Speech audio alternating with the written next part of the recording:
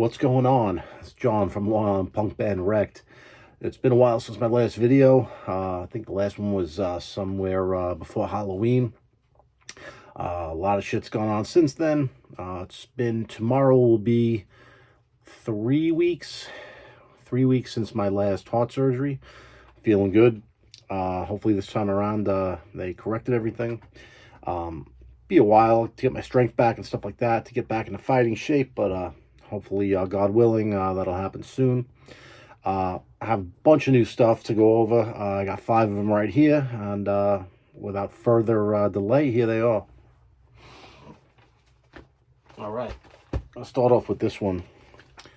This is 1986, Beastie Boys, Licensed to Ill. My brother actually got me this for my birthday. I wasn't a big fan of this when it came out. Again, 86, when rap was first really coming to the forefront of popular music. Bands like Run DMC, I guess, Fat Boys, LL Cool J. I wasn't into it. I was more of a metal guy. Beastie Boys started out as a punk band, a hardcore punk band, and then I don't know why or how, but they started doing rap, hip hop rap, and with Rick Rubin's help, Def Jam Records, they changed their approach and put out their first full length, Licensed to Ill. And I mean, listen, if you grew up when I grew up, you know every lyric to every song on this at least. A lot of the the people at the time dismissed them as frat rap rather, that kind of stuff. But I mean, it's very clever. The rhymes are clever. The songs are crafted, really, really interesting. Standouts on here would be Rhyming and Stealing, The New Style, She's Crafty. Let's see, No Sleep Till Brooklyn, Paul Revere, Holding Out Hit It, Brass Monkey. I mean, every song, you put this on and forget about it. I'm actually guilty of, my brother always tells me, when I have parties and I put a mix on, there's always a lot of Beastie Boys in, because it's great party music, and it's not just that, it's pretty, I'm not gonna say deep, but I mean, it's thoughtful, they put a lot of time into doing this, and this isn't my favorite album by theirs. My favorite album is Paul's Boutique, which is like an encyclopedia of samples. I mean, you'd need, hours and hours just to really listen to everything. There's a lot of great stuff on there. But this was their breakthrough. It sold a shit ton of records. New York band, and I'll always support New York bands. Again, Beastie's Licensed to Ill. All right. I'll talk about this one. This one I wasn't aware that this came out, but I grabbed it as soon as I saw it. Lana Del Rey, You'll Never Walk Alone. The song You'll Never Walk Alone is from the musical Carousel, I think. And I've said this in other videos. If there's genres of music that I hate, it's going to be show tunes, and there's going to be jazz, that kind of stuff. Because I just don't get it. But this particular, I mean, it's Lana Del Rey's vocals. You can't go wrong. And it was for a good cause. It's Liverpool Football Club, their charity. So again, I don't know what the charity does, but for $15 shipped, cool vinyl, 45. I figured I'd break loose with it. And the vocals are great. Song blows. I won't ever play this ever again, most likely. It might come on Spotify Shuffle if I shuffle Lana Del Rey, but it's not a great song. Again, I'm not a football fan. When I say football, I mean, proper English or rest of the world football, not American football. Soccer, if you want to call it that. Not a soccer fan. I'm an American football fan, but that's just me. Allegedly, this is on a soundtrack to a movie, End of the Storm, which is about Liverpool Football Club. That's fine. Again, I'll never listen to it again, but for the Lana Del Rey collection, here it is. All right, here comes next. This is probably the best album of 2020. This is Napalm Death, Throes of Joy in the Jaws of Defeatism. Very wordy title, but they're English, so, it is what it is.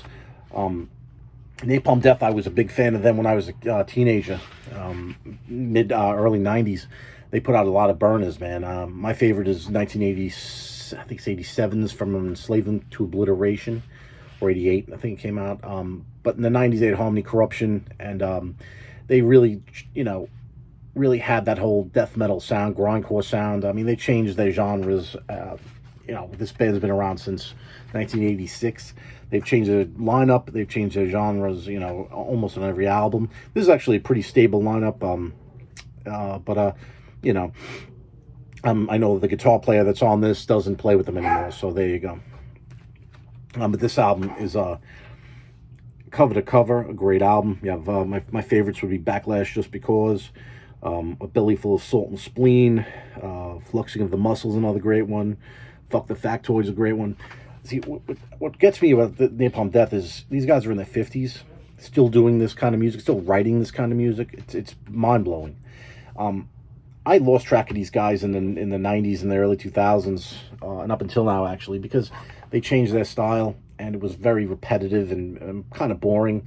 So I lost a lot of interest in them. But when I heard about this album coming out, I was very interested. I'm like, you know what? I haven't given Napalm Death a chance in a while. Let me do it, and I'm glad I did, because this is a great album.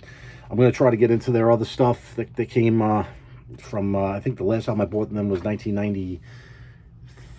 I was 6 or 7. It was Fear, Emptiness, and Despair, and it sucked. And that's when I lost all real interest in extreme music, because there wasn't much extreme music going on, at least, in my area, of interest. So, yeah, this is a great album, written entirely by the bass player Shane Embury, and I'm very impressed with what they did. And they didn't just rehash their grindcore roots, they expanded on them. A lot of this is almost like proto-punk, almost like Killing Joke. Really great stuff, though. I strongly suggest this album, and it'll hit you over the head, and then it'll put some they'll interweave some songs that aren't as brutal, but a really great record. And I had tickets to see them at St. Vitus in Brooklyn in May, and because of COVID, that went out the window. So what are you gonna do, right? That's the breaks. So until live music gets back into full swing, there's not going to be any shows, and I really do hope that they come back to America and put on a couple shows, because I'd love to see them. All right. Next we got, there's a band called I Wrestled a Bear Once, Hail Mary. This is their last album. This came out in 2015. I Wrestled a Bear Once, I heard them years ago on Sirius XM, and I don't know, they were almost like a joke kind of thing. All their songs were, kind of humorous and stuff, and the style of music was very frantic. They hopped genres in each song. Went from like these almost like jazzy breaks to metalcore to deathcore to all this other stuff. I don't know. They were all over the map, and I didn't really like them. But something happened.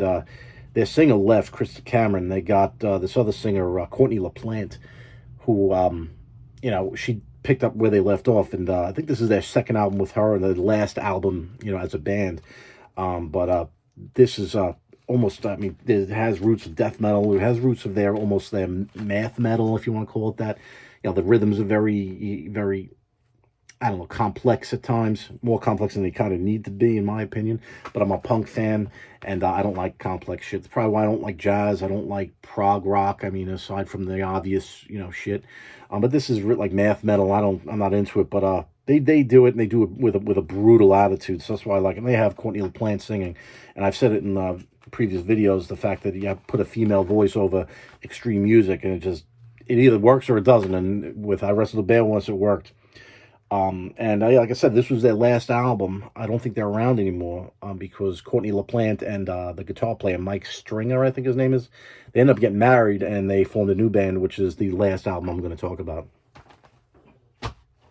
Not really an album, though. Here's the band Spirit Box, Holy Roller. Like I said, I was a fan of Courtney LaPlante, and when I heard she was doing a new band, I was all in. I was like, all right, this will be great. 'Cause she's got a really unique voice. I don't know how she does it. Cool red vinyl. And they started putting out singles, and really, really, like I expanded on that Hail Mary album, but really had their own sound. And Holy Roll is probably the heaviest song off that they've put out so far, and they put out a bunch. No full length yet, though. And I've been checking their site and their Bandcamp and all that stuff to see. But this is the third or fourth single that they put out, and it crushes. It gives me a lot of hope for extreme music, because like I said, I stopped listening to that metal in the 90s, probably never really stopped listening to it, but I stopped obsessing over it, I stopped really being into it when I learned how to play guitar a little bit better, and the guitar work wasn't interesting me, and I went from a teenager to an early, a young adult, and that, the aggression and all that stuff was kind of passe for me. But I've always loved, heavier music. I've always loved, extreme music. But nothing really was really coming out that I really liked. But with this band Spirit Box, I'm going to say this is probably the best, as a band, the best music I've heard in the extreme genre in 20 years probably. And I'm very excited to hear what they're going to come out with. But they keep doing it, and I hope they stay doing it. I hope the COVID thing doesn't ruin their band, and I hope when this is all over, I'm able to see them. Other than Spirit Box, Courtney LaPlante had a band called Unicron, and they didn't have any vinyl out. You can stream it, and I did, and it's pretty fucking good. She's got a great voice. She does singing, then she does these real gravelly, low death metal vocals, which are out of this world, really. Again, for her to do it, it's just something else. And she just doesn't look like some weirdo. She looks like a just normal person. You wouldn't think it would come out of somebody like that, but it does. So I strongly suggest Courtney LaPlante and Spirit Box.